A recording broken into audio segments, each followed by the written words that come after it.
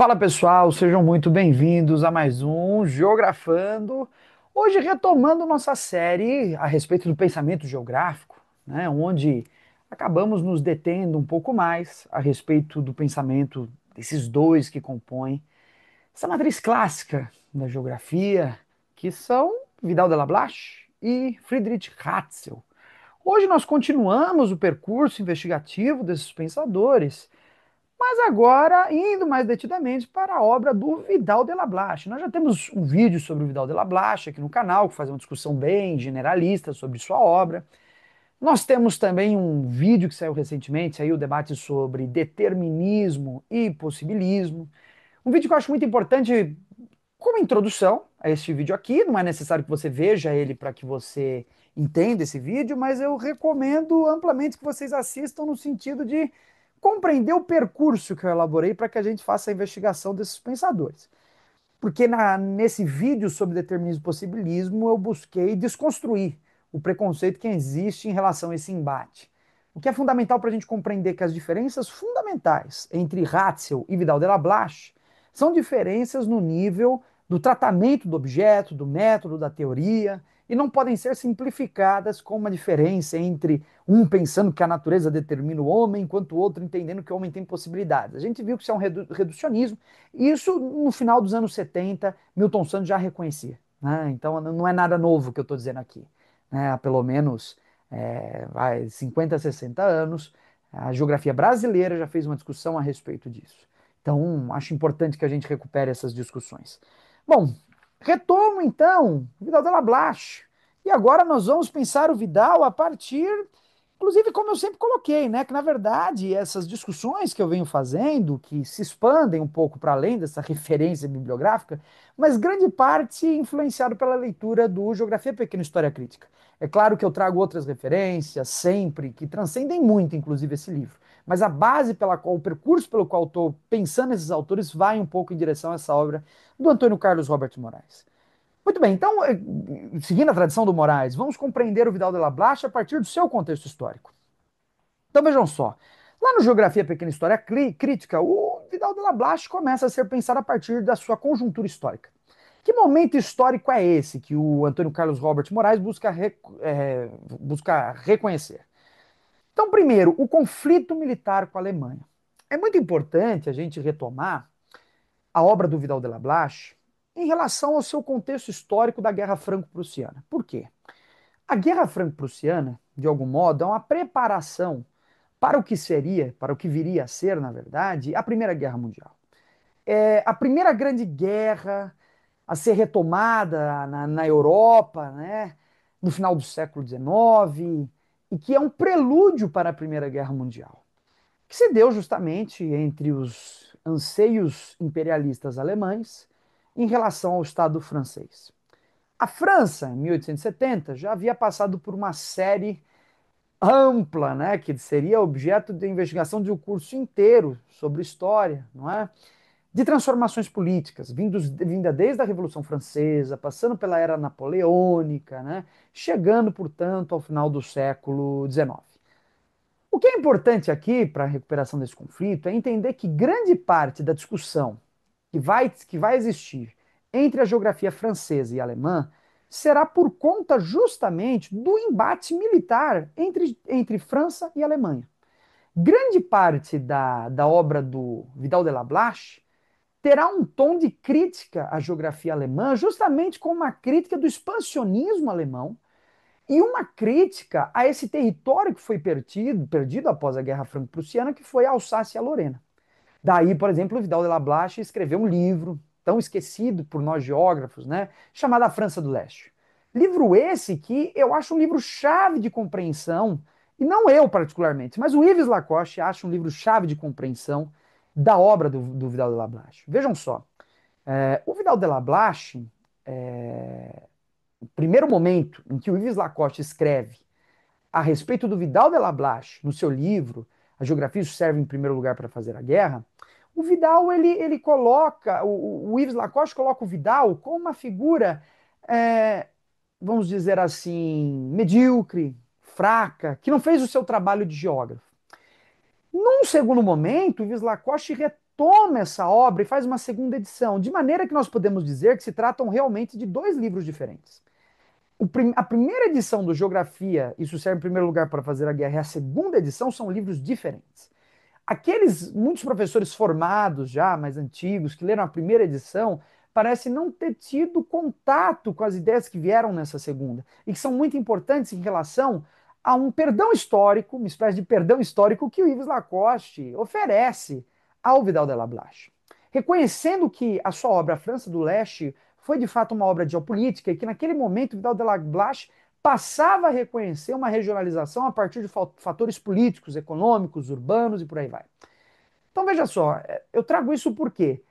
Para que a gente veja como na história da geografia, Vidal de la Blache constrói sua obra, e particularmente usando como referência esse livro, A França do Leste, como um embate com a geografia alemã. E por isso, vez ou outra, a gente tem que retomar essas antigas polêmicas com a geografia alemã para tentar entender. Mas vejam só, a primeira camada que nós adicionamos aqui para pensar o Vidal de la Blache é entender que o Vidal de la Blache ele não pode ser tomado nesse embate por uma questão de possibilismo e determinismo. Então, o que, que a gente precisa colocar aqui, que é o primeiro grau que a gente já está colocando para entender, para além dessa polêmica infundada, a obra do Vidal, é que é uma obra que surge com uma grande crítica à geografia alemã, como resultado do embate militar e geopolítico entre esses dois países. Isso transcende a dimensão de possibilidade e determinismo. Vejam só, quando a gente fala da França do Leste, a gente está falando de um modelo de regionalização. E como a proposta de regionalização em Vidal de la Blache passa, a partir da França do Leste, a reconhecer aspectos geopolíticos, geoeconômicos fundamentais. Algo que não aparecia com tanta importância, ou apesar de aparecer, não aparecia como um elemento muito central na obra do Ratzel. É uma diferença inicial, que eu já estou colocando aqui para provocá-los, de que esses dois autores, de algum modo, eles não existem a partir do entorno dessa polêmica infundada de possibilismo e determinismo. Veja, existem camadas nessa discussão. Então isso é importante, certo? Então, primeiro momento, mas vejam só, a conjuntura histórica começa exatamente por esse ponto. A Guerra Franco-Prussiana, 1870-71. É uma guerra fundamental, porque a gente está pensando ali no contexto de consolidação da identidade alemã, vai coincidir com a unificação alemã, esse conflito. E a gente está pensando, então, um contexto geopolítico em que o imperialismo alemão está assumindo sua face em relação à própria Europa, num expansionismo que, em relação ao Alsácia e Lorena, foi principalmente por conta das reservas de carvão que pertenciam à França naquele momento. Então vejam só, o Vidal de la Blache ele está amadurecendo seu pensamento, sua obra, no contexto justamente desse conflito. E é importante, então, como esse conflito marca a sua percepção do que é a Alemanha, do que é a geografia alemã e de como ele vai pensar a sua geografia em relação à geografia alemã a partir de então. Isso é muito importante. Então, vejam só, a França passa por também, claro, retomando a conjuntura histórica, a França passa por um processo de revolução burguesa, em 1789. Fazendo uma comparação com Ratzel, mais uma vez, nós vimos que o Ratzel ele está num outro contexto de modernização capitalista, né? Que a gente chama de via prussiana de modernização. É uma modernização onde, sem uma grande revolução burguesa, há uma aliança entre os grandes produtores rurais, os grandes donos de terra e uma burguesia incipiente, que principalmente ganha forma a partir da era napoleônica, a partir do bloqueio continental napoleônico. Então, Vidal de la Blache ele está num país onde a revolução burguesa eclode de uma maneira mais veemente. Vejam só, isso tem impactos na sua percepção, certo? A primeira questão é como talvez isso gere no Vidal de la Blache uma discussão possível, né? Uma perspectiva historicista da sua geografia. Porque as ciências sociais, assim como a história, ganham grande destaque como ciências capazes de compreender e de melhor condicionar a discussão em torno dessa revolução que ocorre na França, certo? Então, isso é importante. Vejam só, essas ciências eclodem como ciências que buscam, de alguma forma, explicar o mundo. E essa explicação do mundo gera justamente sua influência sobre as demais ciências, como a geografia. É diferente do caso alemão, onde a gente já viu, vindo desde Kant, a geografia tem uma tradição que vem da ciência da natureza. Então, desde Kant, a geografia surge como uma ciência da natureza. Vamos lembrar que Kant definia a geografia como uma ciência sintética a posteriori da natureza. enquanto a antropologia seria a ciência sintética posterior da humanidade, dos homens. Então veja, enquanto o Ratzel está no interior de uma discussão naturalista, o Vidal de la Blache está no interior de uma visão que, influenciada pela Revolução Francesa, está se aproximando de uma visão historicista, de uma visão da sociologia. Então, isso é importante também como um marcador histórico de influência do seu pensamento, certo? Revolução Francesa, claro, vocês sabem muito bem, ocorre em 1789, é seguida por uma série de momentos, né? Então, marca o fim do feudalismo, o Estado para atender os interesses da burguesia, a unificação e centralização precoce do poder, né, já anterior à Alemanha, certo? Então, você já tem a formação de uma monarquia absoluta na sequência, mais uma vez com Napoleão Bonaparte, formação de uma burguesia sólida, né? Agora, uma monarquia que vem na figura de Napoleão, na França, é muito associada a uma burguesia, certo? A burguesia continua no poder. Comércio mediterrâneo, as cruzadas, as grandes navegações, né? São alguns contextos históricos para a gente pensar um pouco a formação dessa burguesia alemã, certo? Então vamos por partes.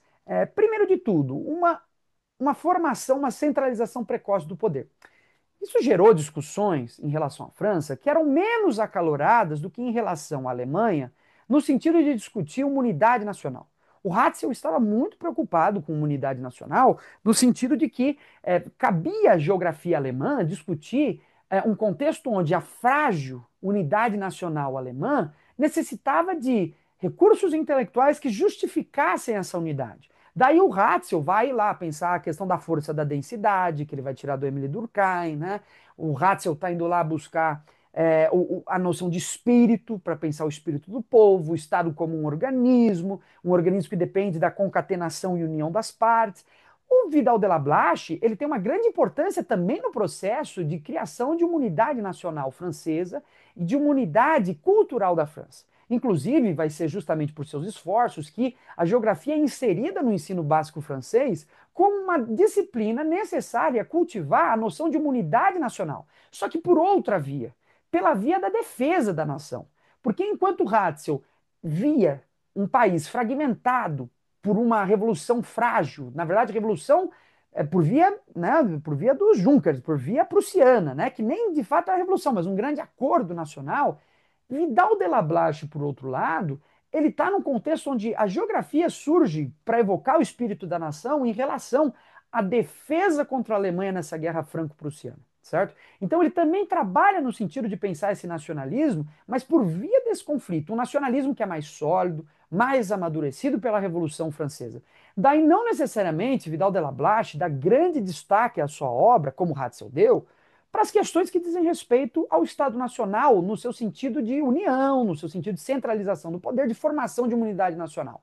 Vai ser uma faceta muito importante do pensamento lablachiano, faceta sem a qual não compreendemos Lablache, mas nós podemos sim dizer que, em relação a Ratzel, isso aparece de uma maneira atenuada no pensamento de Lablache, com uma importância menor do que seria na visão ratzeliana, certo?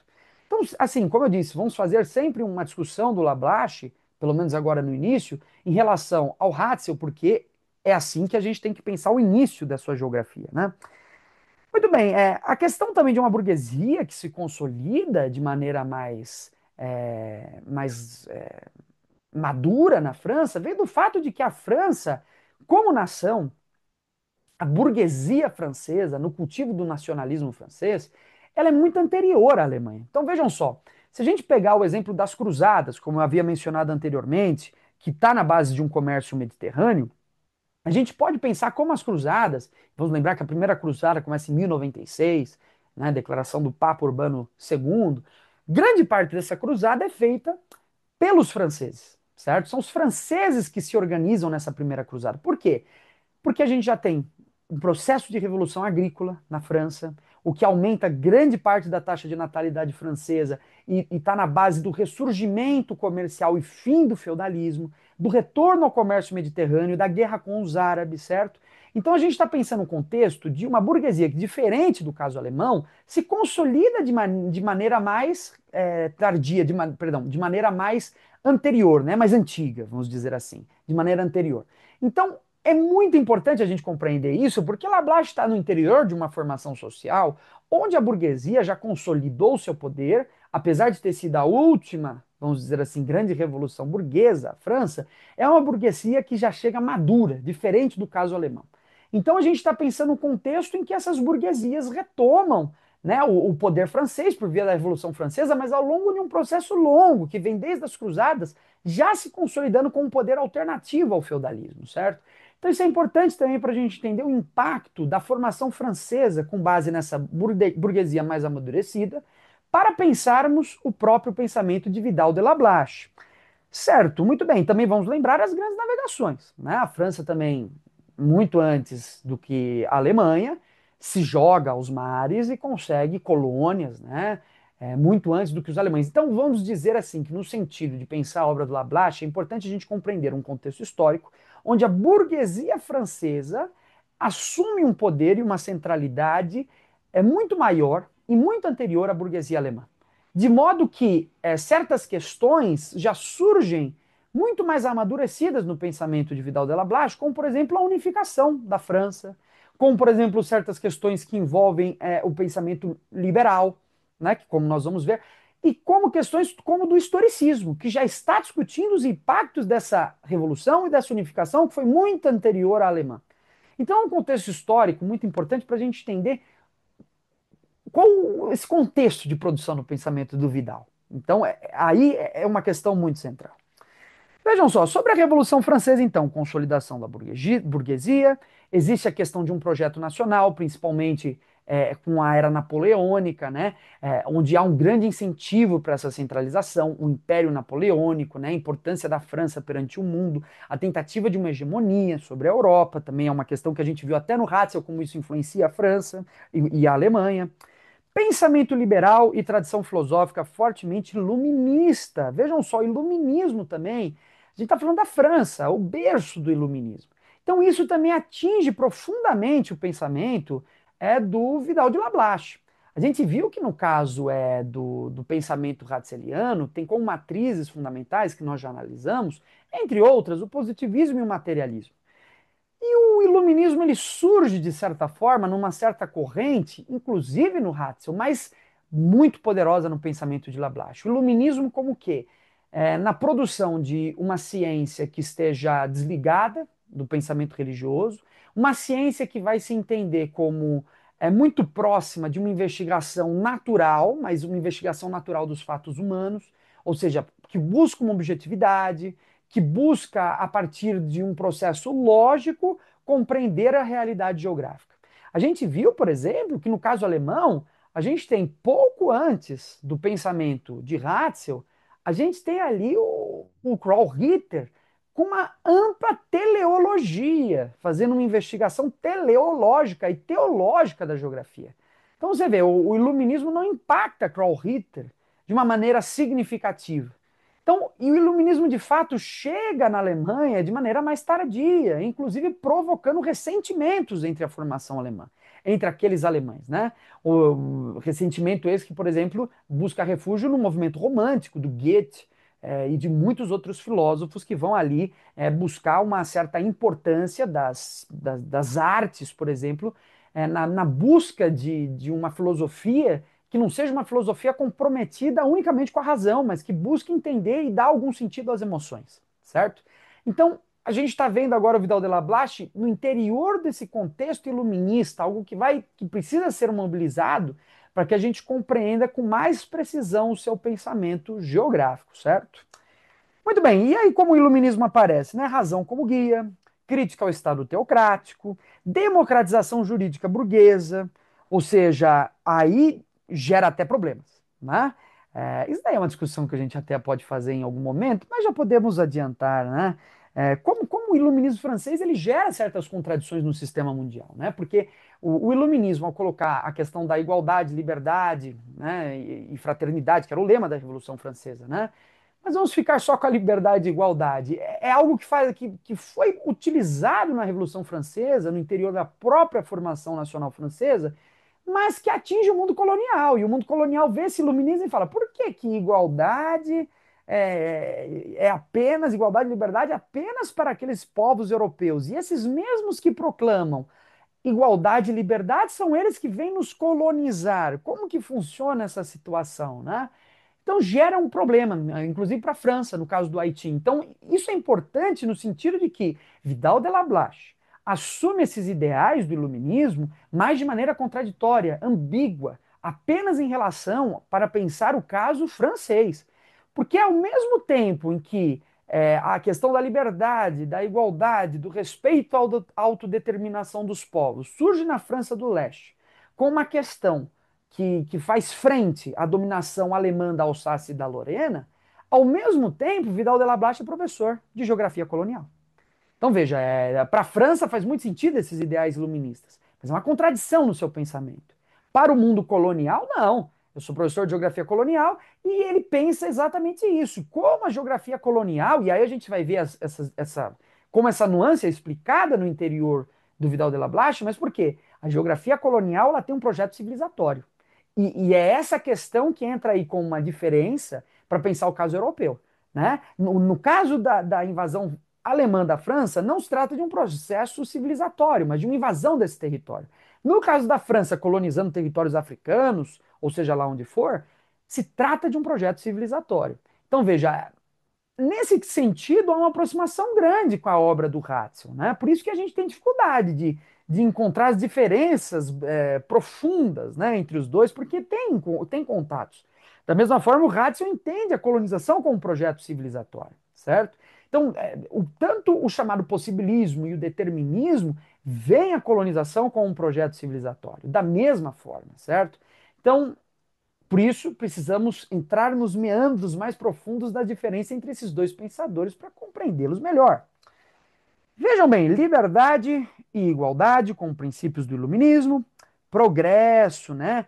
A noção de progresso é muito importante para a gente pensar essa formação, essa noção de progresso que vem por também vias do positivismo.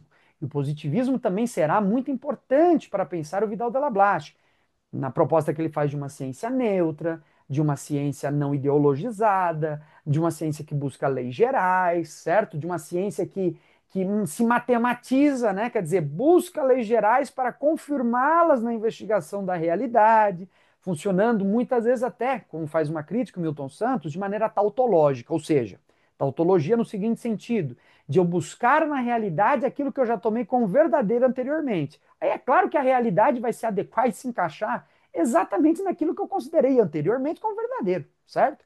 Então essa matematização é um problema. Né? A geografia crítica ela faz um processo inverso. Não é uma matematização da ciência humana. A geografia crítica, como ela faz? Ela observa para depois generalizar.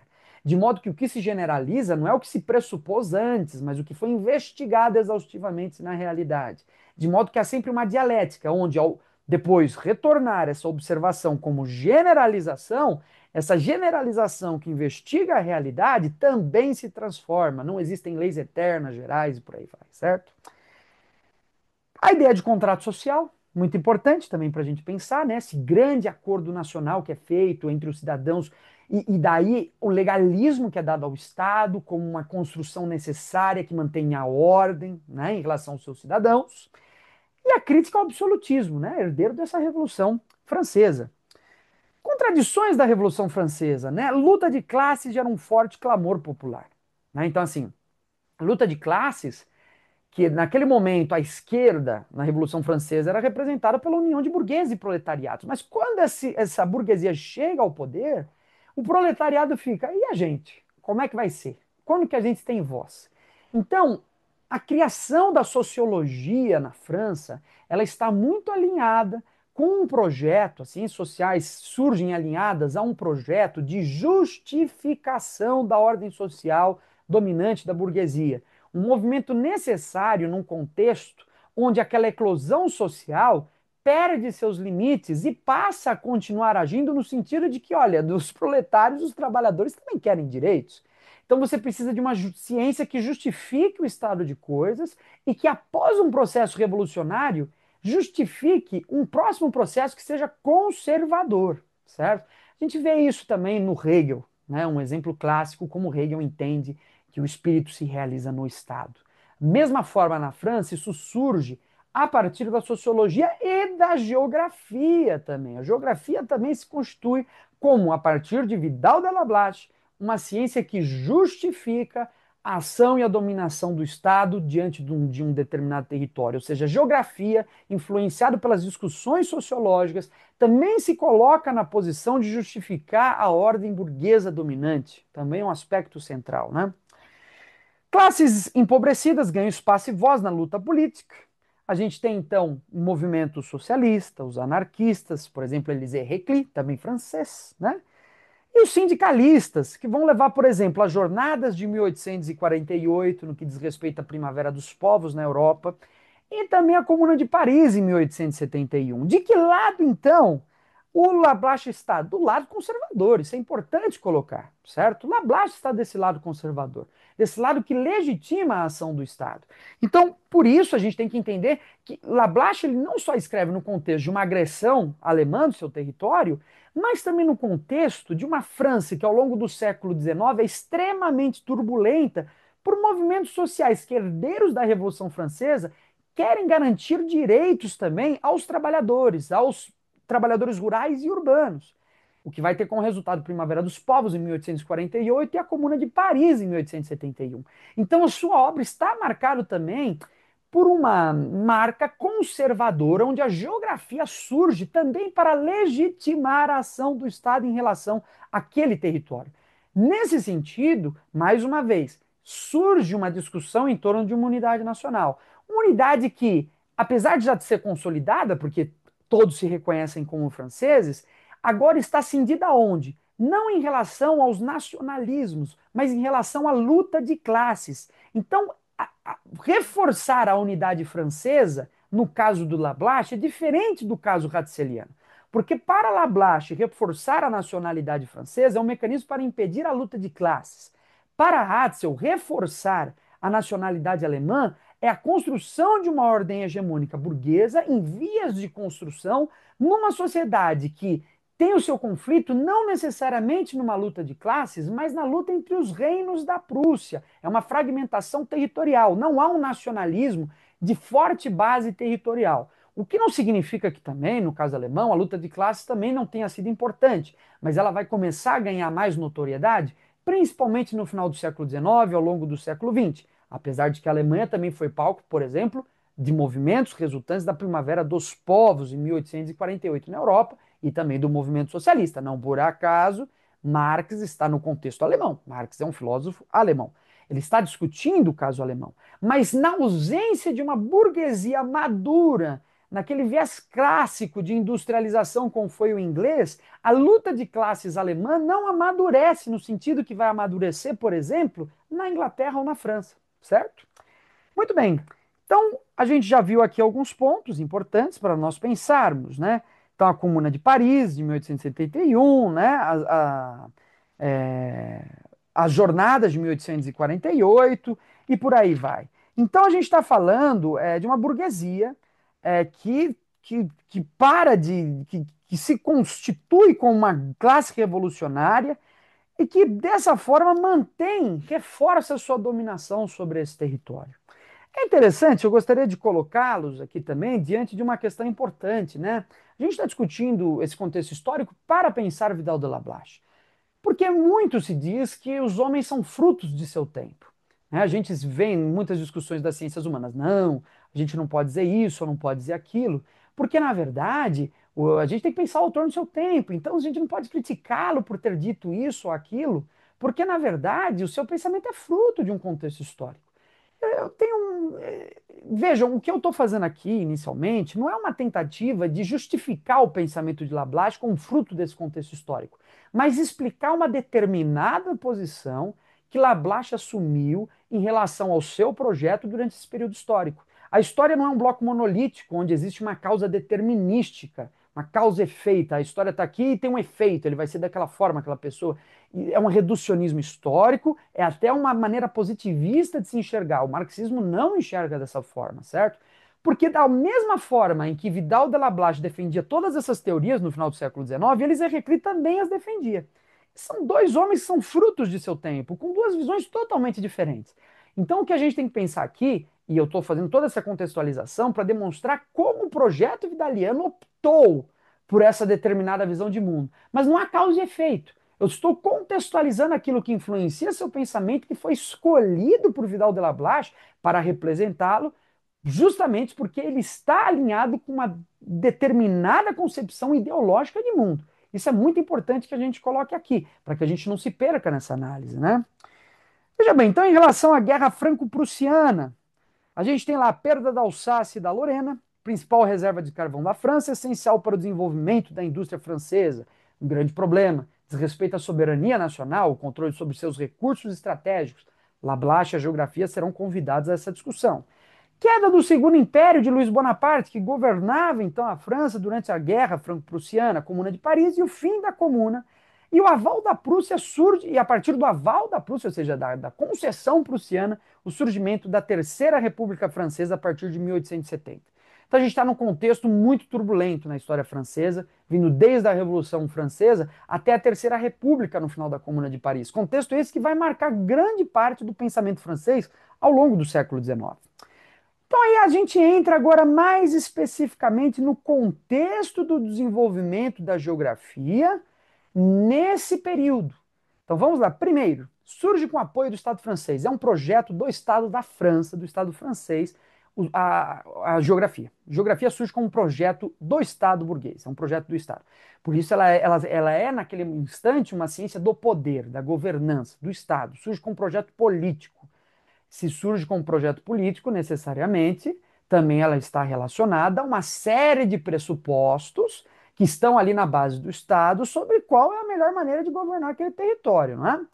Segundo, com a reforma da Terceira República, a disciplina torna-se obrigatória em todas as séries do ensino básico. Então vejam só, França muito turbulenta, por conta do quê? Da luta de classes. É necessário que a geografia surja como uma disciplina responsável por introduzir um sentimento de pertencimento a um território, de diminuir as questões de classe, colocando no lugar dessas tensões a ideologia do território. O território funciona como uma forma ideológica, capitalista, que sustenta a união e diminui os conflitos entre as classes. Quem é o principal agente para construir essa noção? A geografia.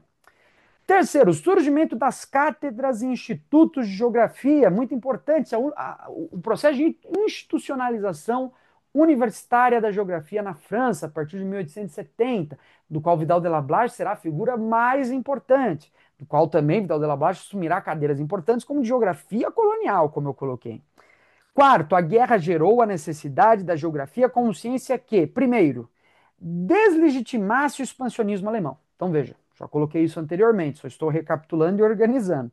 Segundo, legitimasse o expansionismo francês, a França do Leste. Então não se trata só de questionar a Alemanha, mas também de justificar nossa ação imperialista. De dizer, não, esse território era nosso, a França do Leste, que é a Alsácia-Lorena, tem mais relação com a França, relações culturais francesas, e tudo isso justifica então que ele seja um território francês, pela ordem natural, e por aí vai, certo? Então, também, não só deslegitimar o expansionismo alemão, mas legitimar o expansionismo francês. Terceiro, uma ciência, uma guerra, então, gerou como necessidade uma ciência que consolidasse o espírito da defesa nacional através do Estado. Esta geografia nasce, portanto, em diálogo com Ratzel, criticando suas teorias que favoreciam o Estado alemão. Então vejam bem, essa contextualização histórica é importante porque tudo isso ocorre pela ação da Alemanha. Então a geografia, de certa forma, ela tem que surgir em diálogo com a geografia ratzeliana, porque ela precisa criticar os pressupostos geográficos que legitimaram a guerra e a ocupação dessa região. Por isso que ler Vidal de la Blache é muito importante que se tenha uma base de Ratzel para que a gente veja a discussão. Discussão essa que não pode ser em nenhum instante reduzida a uma discussão entre possibilismo e determinismo.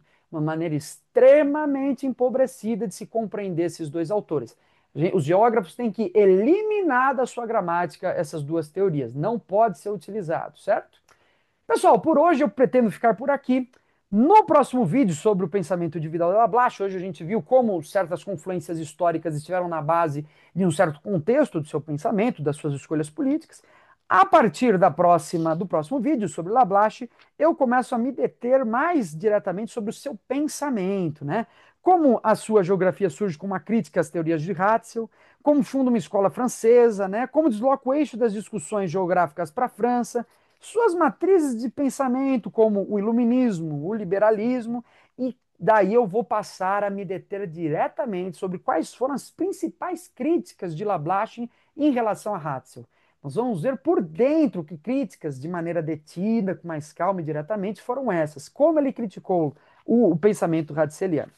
Pessoal, é isso. Por agora, ficamos por aqui. Dúvidas, comentários, sugestões de debate, críticas, fiquem à vontade, deixem aí no canal e até uma próxima.